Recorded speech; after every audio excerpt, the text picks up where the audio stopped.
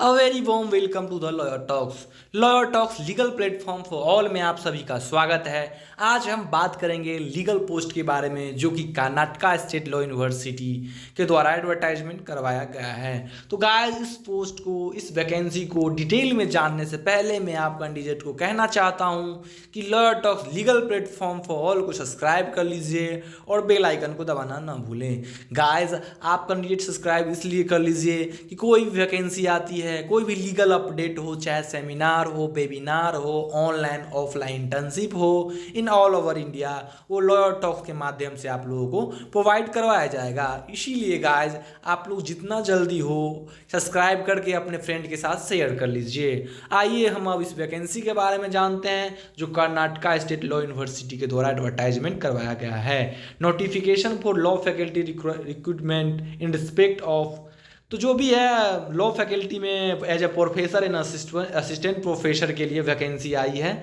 Guys, हम इसका जो बात करते हैं अब, application and other details can be downloaded from website www.karnataka.gov.in पे आप लोगों को सब कुछ मिल जाएगा।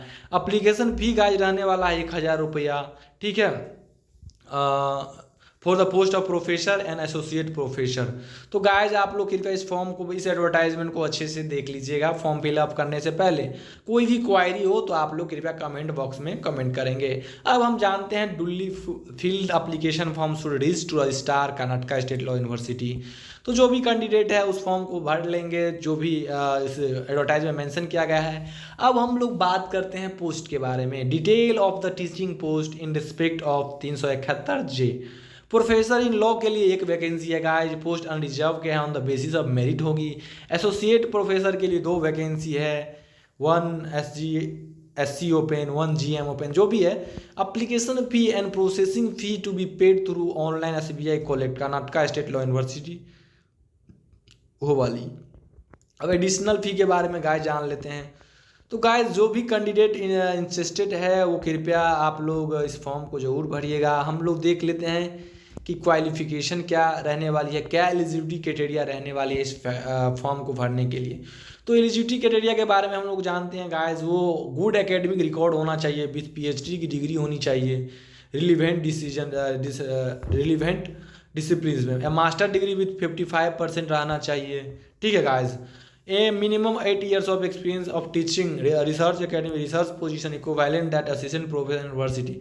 तो जो भी प्रोफेसर के लिए वैकेंसी बढ़ेंगे उन लोगों के लिए ये है। Eligibility criteria for recruitment for the post of professor, तो an eminent scholar having PhD degree तो होना ही चाहिए गाइज। मिनिमम 10 रिसर्च पब्लिकेशन होना चाहिए, 100 research 120 as per criteria given in appendix 2। A minimum of 10 years of teaching experience university college. तो जो भी है उनको अपने क्राइटेरिया के अनुसार इस फॉर्म को फिलअप कर देना चाहिए गाइज। ये बहुत अच्छी वैकेंसी है, परमानेंट जॉब है आप लोगों के लिए, अच्छा खासा सैलरी रहने वाला है।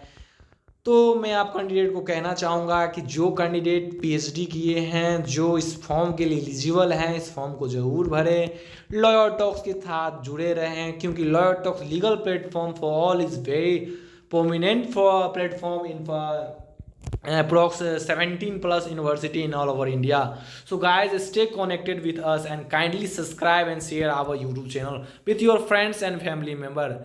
Thank you guys.